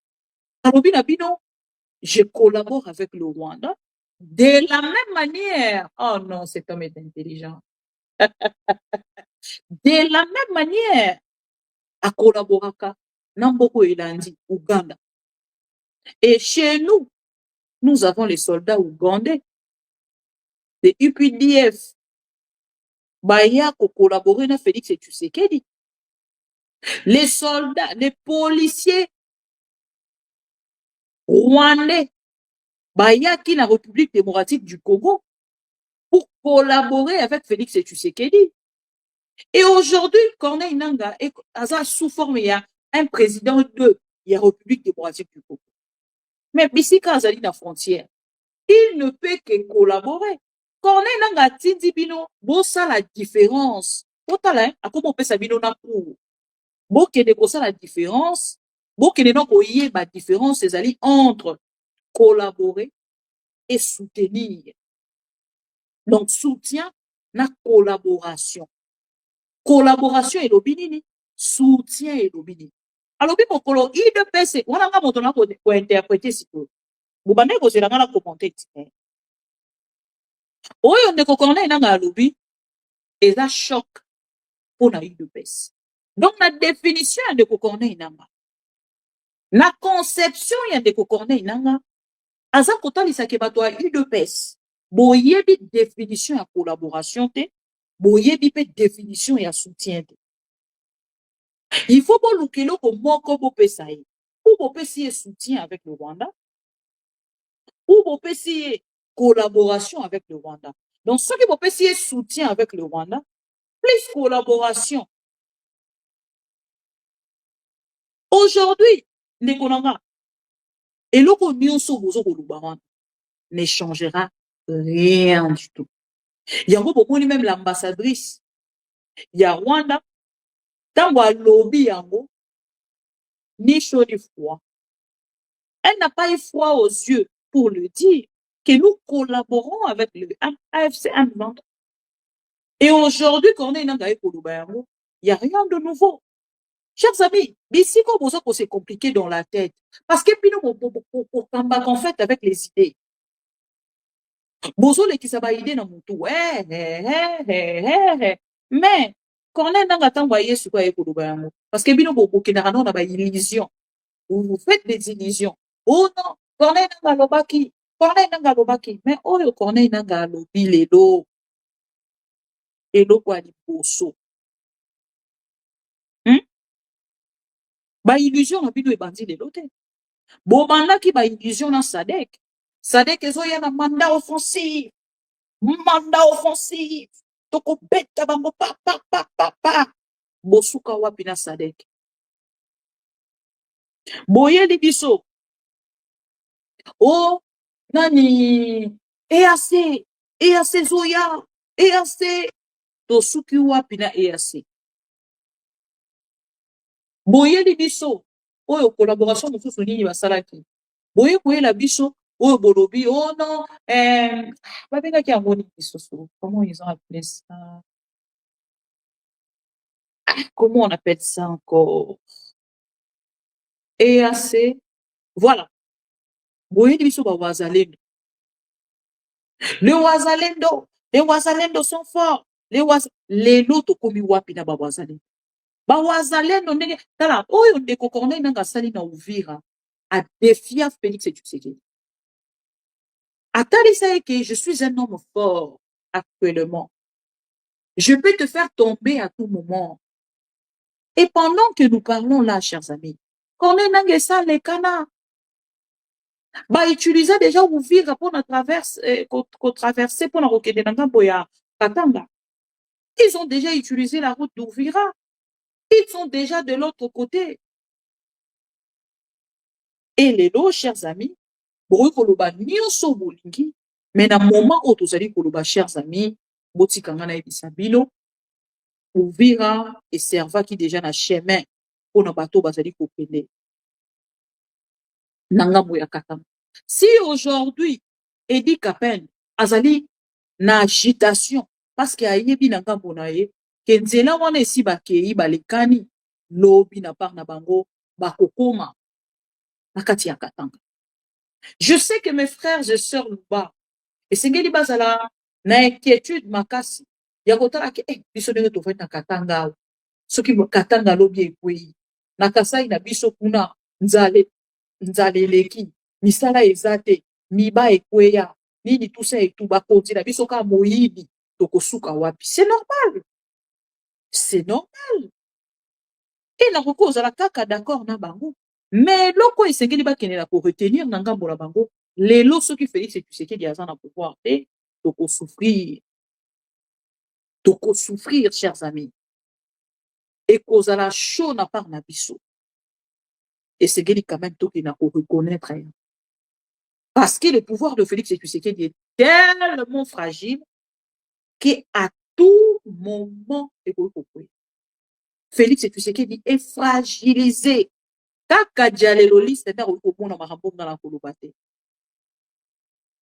Merci beaucoup. Bayana Samir, Sadek, EAC, nyonso wana 0-0. Si que déclaration au besoin pour ça la lelo, bref, pour qu'elle a chité, déclaration au besoin pour ça la lelo, topé commentaire, topé communication, parce que bino boza na moto ko sunga bino te pour la communication. Communication au besoin pour ça la lelo ya. Quand on collabore avec le Rwanda, c'est une chanson. Oh, déjà, c'est un CD raillé. Et comme ça, zoom, zoom, zoom. Bateau qui est dans la boîte. Dans la boîte de nuit, hein. Ceux qui m'ont quand vous faites un pasteur, nous sommes à biso. Autant nous sommes à toujours, pendant qu'il y a les caca, il y a de vrais pasteurs, il y a de faux aussi. Et c'est que les bons images. Ceux qui ont dit que vous êtes dans il y a vrai. Vanda Kimia. Maintenant, il y a de faux pasteurs, des charlatans. Ceux qui ont dit que vous êtes dans il y a liste de charlatans, Vanda Pekimia. Pour nous, on a la vérité. So retourne de côté d'île, c'est à Roubaix qui l'a dit. Il vient d'avoir des îles, c'est un péché mbote. Bonne guérison. Ceux qui ont tali, na kati ya ba boîte de nuit, bon, on entend que babé la musique. Ils ont en place, moi, DJ Azara, Mouni, Asali, accentué mingi sur place, wana. Na évité babé garango li sounini. Comme on voit ça au Kima. Comme je suis pas du domaine, c'est difficile. Au moins, la télé place, on a zoom, zoom, zoom, zoom, zoom, zoom, zoom. Ça, c'est la chanson de Guy de Pes. C'est des raillés. Et ceux qui est raillé, ça, la raloko là. L'obi, tu bandé comment on appelle? L'obi, tu bandé que c'est des raillés. Mais les lots, comment style na kati ya musique. Nyon so tu bandé ko boya lobby. Les lots, na génération, les lots, na technologie actuelle, comment ko accepter, hein. L'obé ezalaki soki CD eko kosala bongo zoom zoom zoom zoom zoom zoom tolobi CD rai CD ekale. Mais lelo na kati ya ba boîte de nuit, na kati ya ba bar oyo ba engage ba DJ, soki ba DJ ba se mettre na kati ya musique na bango à fond. Tango ako mixer, bon, na mixage jusqu'au place au bakalaka. Mixage ezelo ko bususu siko place au bakalaka. Tant bakalaka wana nde na koluka mo wana de kimi. Donc ça c'est la chanson de Guy de Pes. Eza lokola nzinzi akoti na kati ya verre. Oyo eza na mwa sucre ya muke etikalaki akomi kobaluka na kati place akokende eza te nzembo wana nde nzembo Guy de Pes ezobeta lelo. Nzembo wana Guy de Pes akobeta lelo ya il collabore avec le Rwanda. Félix Tshisekedi a collaboré avec le Rwanda. Même le M23, Félix Tshisekedi a collaboré là-bas. Toyoka ba témoignage ya ba M23. Bazalaki déjà na kati ya Squatch. OK, bon, je vais vérifier. Le quoi là est bien voté. Vraiment, je vais vérifier. Squatch. Et les lots qui bavani na ngambo na bango baza koyemba nzembo wana, il faut bokendaka na ko rappeler bango yango. Que vous, de votre côté, vous avez collaboré avec le M23. Normalement, Koutou n'a pas un abisso. Et c'est là qui t'ozoa. Collaboration avec Félix Tshisekedi. Non, le M23. Makabo même bazo kouele la lelo. Ils se trouvent au côté la moutouté. Parce qu'ils ont commencé leur collaboration. Aujourd'hui, s'ils insèrent même le nom de Joseph Kabila, parce que Félix Tshisekedi n'a pas que, ah, moi j'ai collaboré avec le M23. Parce qu'il y a un chantage, mingi pour la maraboto solo là. Dans la kisabino ba photo, je ne sais pas ce que c'est dans supplément yango. Dans la kisabino ba photo, il y a ba M23 na Israël Mutombo. Voilà. Dans la kisabino ba photo. Ba koma ti na Kinshasa, chers amis. Ils ont collaboré avec Félix Tshisekedi. Ba ye na Kinshasa, ba zweli bango ba hôtel. Ba vandi pendant de mois et de mois, 14 mois, chers amis. Ba fouti bango misolo, ba zui bango en charge na mbongo ya peuple congolais. Si les Congo, ezalaki mboka moko sérieux, avec des autorités sérieuses, chers amis, Tonga déjà va attendre bango. Balinga qui déjà va attendre bango. Donc, les lotis, ba ben arabi, sont là dans la photo na Willy Gomate. Mais Israël Mutombo, aza na photo na M23. Mais ba bengi bango, ba Congolais à bonne qualité, soi-disant. Pourquoi? Parce que n'a pas na bango ba soutenir Félix Tshisekedi. Donc, aujourd'hui, Congolais à bonne qualité, c'est synonyme. Il y a pour soutenir Félix Tshisekedi. Donc, ce qu'on soutenir Félix Tshisekedi, balobi ah ya za Congolais à bonne qualité. Ce qu'on biloko wana et intimida kabatu loko la ba bisoté. Appelez-moi ceux qui la maman M23. Appelez-moi ceux qui M24, M26. Ça ne m'intimide à rien. Ça n'arrêtera pas ce que j'ai en moi comme motivation de combattre ce pouvoir. Nana promesse mon côté. Nana moto mon côté azoko pesa nga promesse ya salaire quelque part. Nazana été. Donc, Kolongola Kangate, motivation au Nazana Yakolelo, il y a qu'à dénoncer le pouvoir de Félix Tshisekedi, parce que les gens me posent des questions de savoir pourquoi vous dénoncez seulement. Je dénonce parce que Félix Tshisekedi ne fait rien de bien. Ce qui est un ça la malam, n'angena le benayango, mais le coup la sala kayangote, ezapete, bozo zera le benani. Il a cherché, il y a un rapport de force moko. On a continué contre Corneille Nanga, azuite, azuba mercenaire, azuba ndekonanga, Félix Tshisekedi est fini.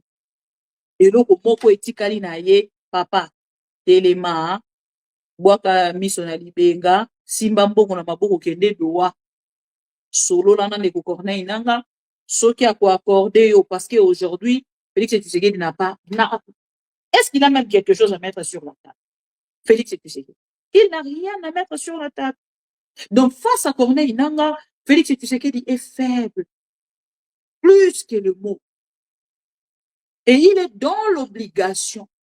Il y a Kosolo Lana Corneille Nanga.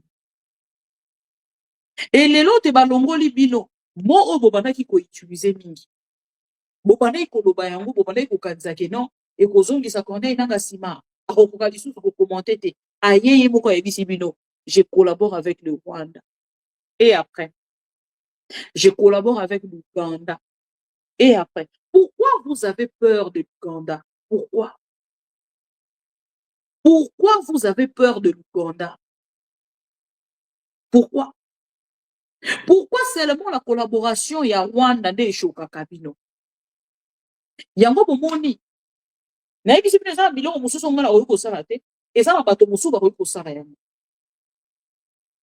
Na bato ta mususu ba comprendre kité. La compréhension nanga. Je vais quand même parler à la dame Denise Edi Chochoa. Oui, mais tant qu'on au servir mboka, et ça rappelle à moi, biloko mususu ya kosala, o ezali important. Et ça na eloko mususu, o ko na ngambo na yo lobi, o na ko pe ko landa yango te, ce n'est pas important. Ndeko na biso pe o voir alali ala moki. Alobi na part na ye, ki azali déçu. Ya komona Denise Edi Chochoa, na ba information azui, aza ko kende na wana.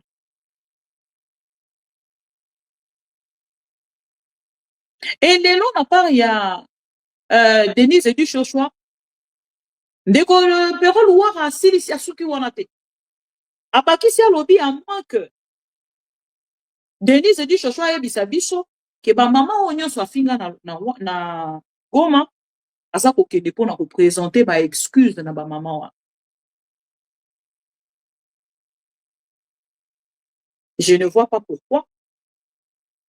Et vous avez ça la polémique na kati ya réseaux sociaux. Oyo alobi kuna oyo alobi awa. Denise et du Chochoa aussitôt arrivé na kati ya Goma. La première des choses à sali les amis, car au Pérou loire à l'obaki. Bon, pourquoi n'angambo au Pérou à l'obi, pour ça la balle à terre.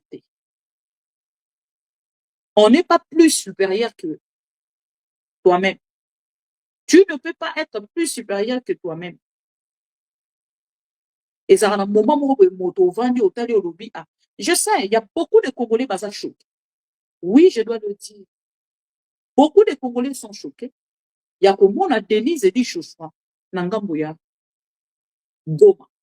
Na ozungi na mahamnanga na lubaki. Kenga na parnanga, je ne vois pas l'importance. Yanga na zala choqué parce que je ne gère rien na Luanda, na Goma. Je ne gère rien à Goma. Je n'ai aucun poste. Non, non, wote. Nazata na boutique te na kati ya Goma. Naza na mote ya koluba. Donc, on est dans le makambo. Oye ko bimisanga comme une heuneuse parce qu'il y a 8 ans mosusu billet avant nga akei Goma. Donc mosusu ya akei voilà. Na retrouver un mot important te. Moto na moto asala oyo. Ezali pierre na ye à l'édifice pour na contribuer na otozo ça. Même si na bandi koloba lelo na tomboki lobi, na tomboki après lobi, eza makambo ekokende kopesa solution na otozo ça. Donc tant de kopero loire à lobi, si Ndeko Denise et du Chochoa azali vraiment na objectif ya kosunga peuple congolais, na oyo ya lobaka na monoko na ye a contribuer na quelque chose ya kopesa na peuple congolais ko contribuer en fait na otozo ko sala lelo pour na telobi Félix Tshisekedi akende. Ezala te ayeka pour qu'il a choqué bato ya Félix Tshisekedi non. Il faut azala na eloko moko oyo aye na kati ya Goma. Et na ligne ya Ndeko Pero Luara na ba ligne ya oyo alubaki Denise et du Chochoa suki wapi na ko présenter ba excuse na ba mama ya Goma.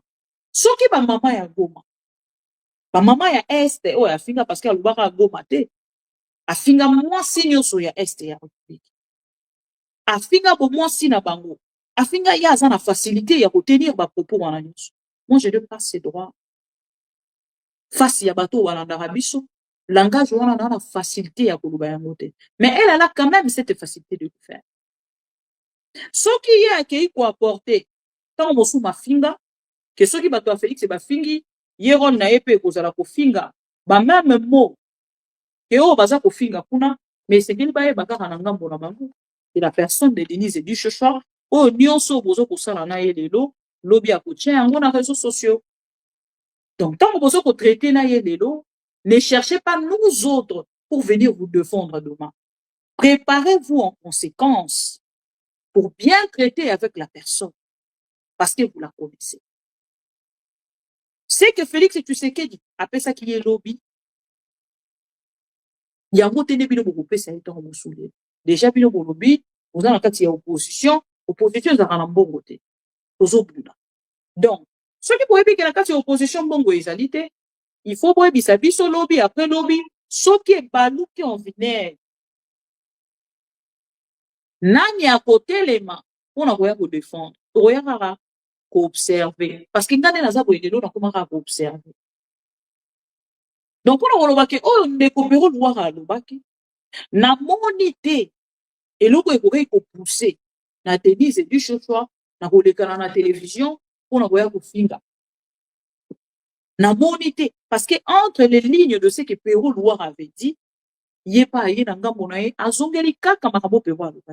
elle a commencé par le pardon. Par exemple, Rwanda, Félix Tshisekedi a Rwanda.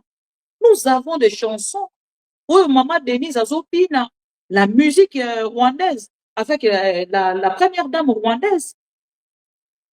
Donc, Elingi Kolobake, Akei Kakananzela sur le trace de Félix Tshisekedi. Donc, Denise Edi Joshua sur le trace de Félix Tshisekedi. Tamboli na Rwanda, Nenge Félix Tshisekedi a Tambola. Mais ça n'est bien. Par exemple, ça. Tant mon souvenir n'a pas ça na yangote. Na moni batangi kombo ya Rodriguez, bande kwebele ko balekeli par Rwanda, bakendaka na Kinshweki. Tokomi déjà, tokatisa. Ngoma ya Rwanda, nakoti, ngana za na ngoma, ngana za, mais nzela olekeli poko makuno lakisi biso te. Olalaki na ngoma upa. Tant ovandaki na ngoma, omelaki mwa bière te na Rwanda. Omelaki mwa bière. Mais soko omelaki mwa bière. Lakisi biso pe place omelaki.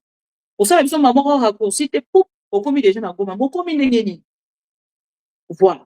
Ye akomi na Rwanda, alongwe na Rwanda, akei na Goma, et akomi na Goma, la première de choses à sali, ake ko présenter ba excuse. Et moi, je pense que yango kande sengela ki clôturer débat. Mais souki wana te, ce n'est pas par facilité ndeko Denise.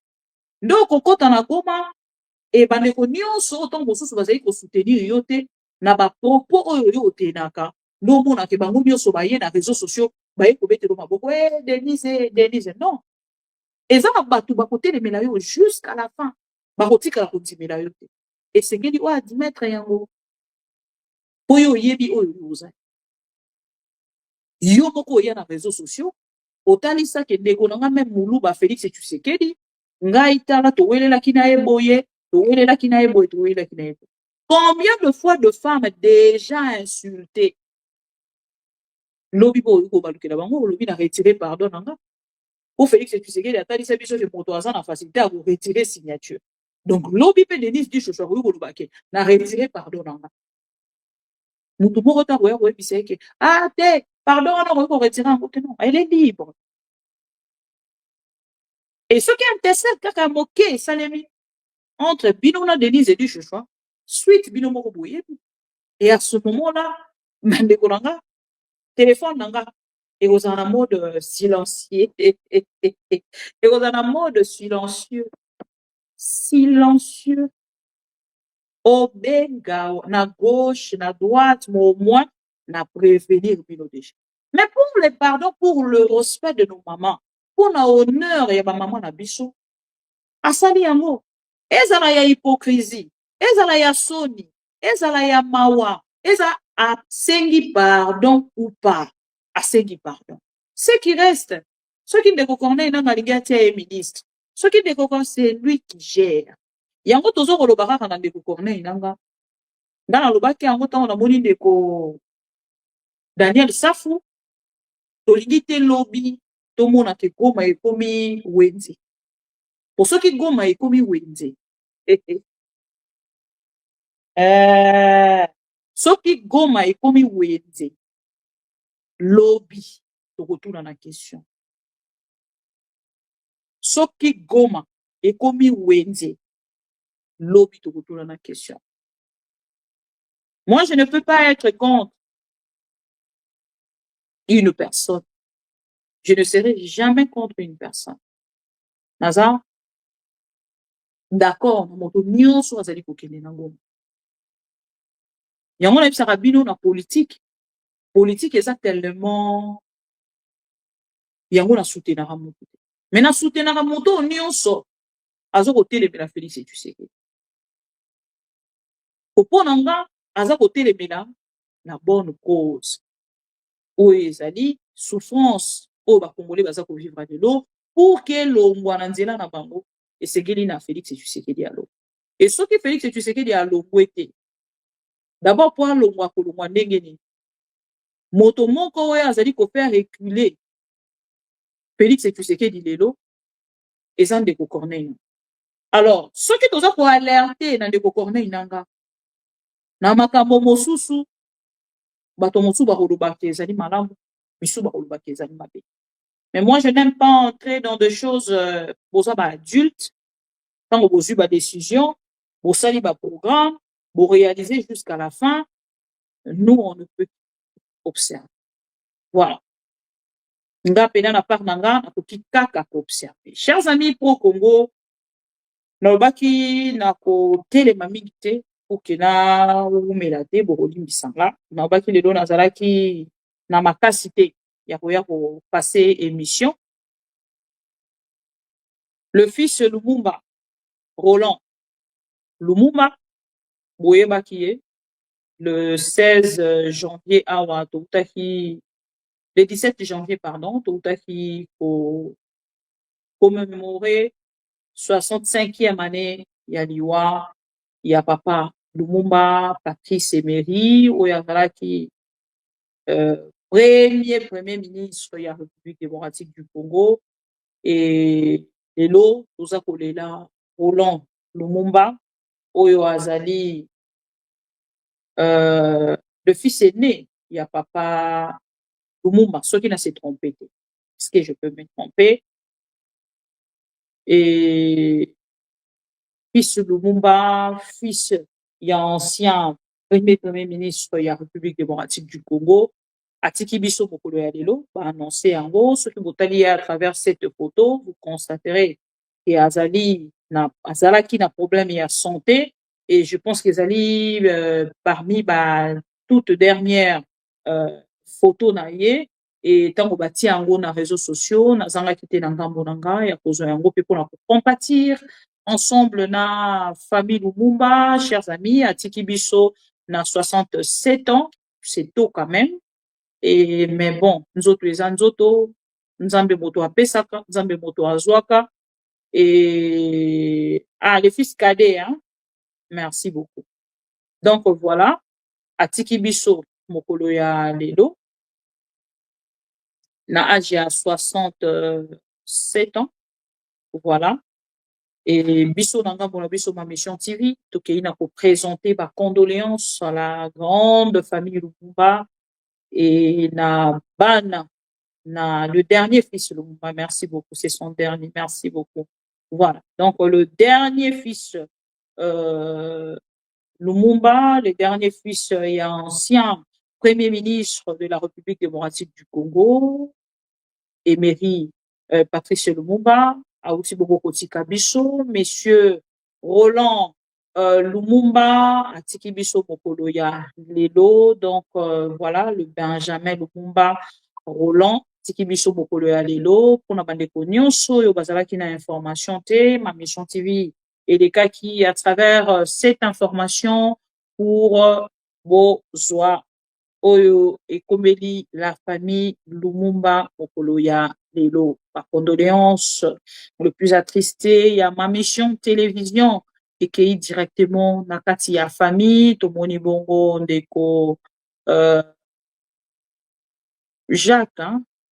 Jean-Jacques Lumumba, tomoni bon, bandeko nyonso, soki na bina banda kotanga kombo, peut-être la liste sera encore plus longue que on a requis ko imaginer, et bandeko mosu ba koloba mama bibi ngai otanga ki kombo na ngate et kozala malamu mingi te. Alors chers amis, je pense que bozui information oyo yandeko Roland Lumumba oyo atiki biso mokolo ya lelo, et merci encore une fois na bandeko ba Congo oyo batidelaka biso ba information nyonso oyo toyaka na yango kopesa na bandeko balandaka biso. Chers amis po Congo lobi na kokota na badetail penza ya makambo etali este ya République, oyebi tous ces derniers temps nazo kolinga kotikala na situation ya este ya République mpona kobimisa lokuta ya UDPS oyo kolinga kotalisa bino ke bango na ngambo na bango balingi Corneille Nangaa te mais baza na droit, bango na ngambo na bango balingi lisusu kosolola na Corneille Nangaa te mais on les impose Corneille Nangaa, et ils vont discuter avec Corneille Nangaa et ils vont négocier avec Corneille Nangaa jusqu'à la fin.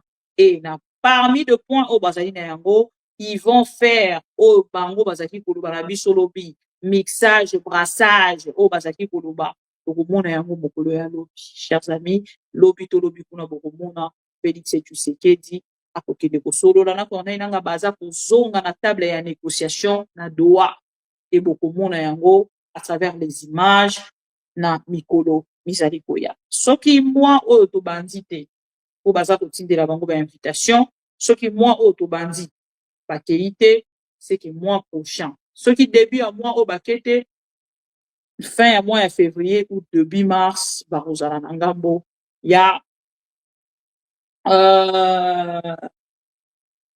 bon, soit, chers amis, dernier fils, premier fils, pour biso do lukarakaka, makambo moko boye wana, ya kobanda kosalela débat. Oh non, Patrice Lumumba, le dernier fils, c'est qui? Oh, c'est pas Guy, c'est Roland. Oh non, c'est pas Roland, c'est Mathieu. Oh, c'est pas Mathieu. Donc, na makambo nyonso tolobi, toye na suka na yango, on a kosala débat sur le fils Lumumba. Il y a pour retenir les amis, le fils Lumumba na kombo ya Roland Lumumba auti kotika biso mokolo ya lelo akei molimo na ye pe manakimia le reste tozokozela programme ya matanga po oyo tozalaka na yango moko ya kopesa lokola information ezali ya koyebisa na peuple congolais ke moto akufi et tozali kozela matanga toyeba programme lobi tolobi kuna ekosala ndenge nini. Troisième point tokendaka na kopesa courage la famille wana pour présenter ma condoléance point barre. Voilà. Yé au moins ça qui part naïe sur terre accueilli. Yé so sali yo débat on a to banda yango to aussi lycée yango te oza ni noko ni neve ni oncle ni nani pa. Voilà, chers amis pro Congo, c'est par ici que nous allons mettre point en live na biso ya bokolo ya lelo na pesi bino merci. Bozala qui est belé.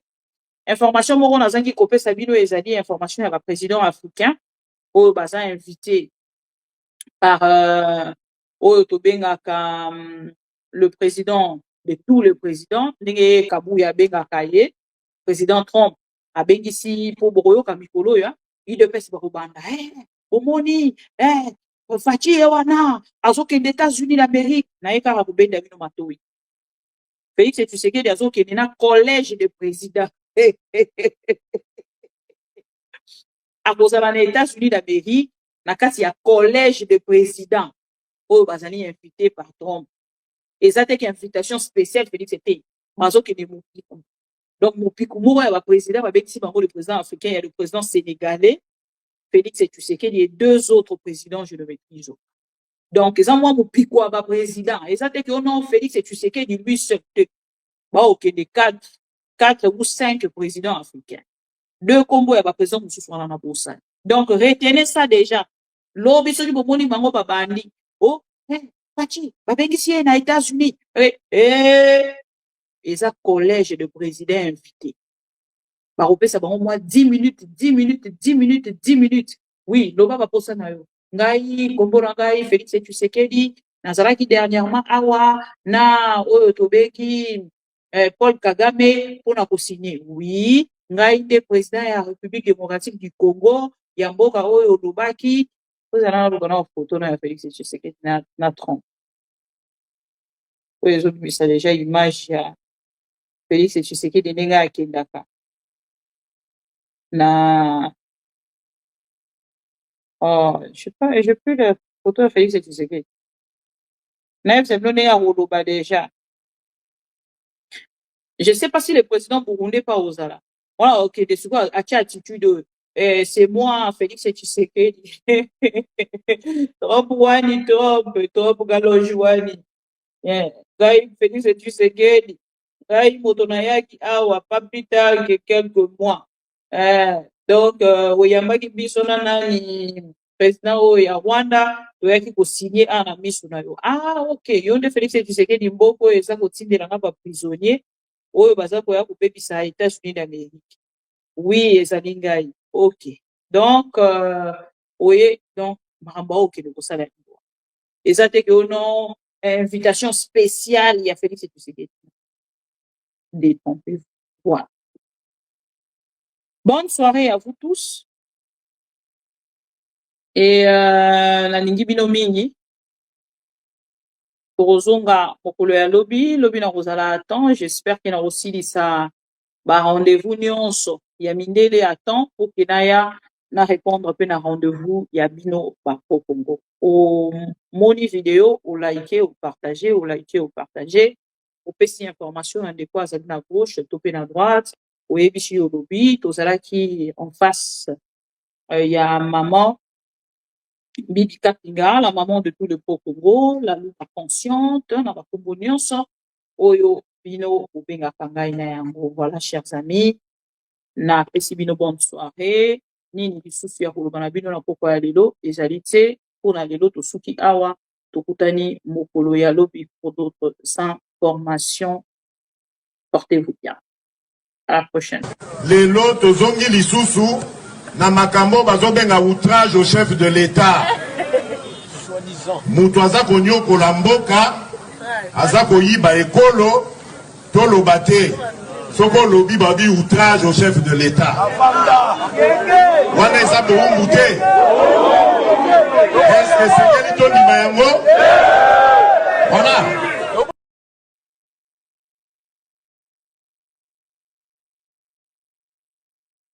À partir ya Goma, tokoki ko toucher Kigali wana. Akolala lisusu na ndako na ete. Akokota zamba. Asakana na bato mususu, mais asakana na Fati Beton te mokengeli ya bakongolais.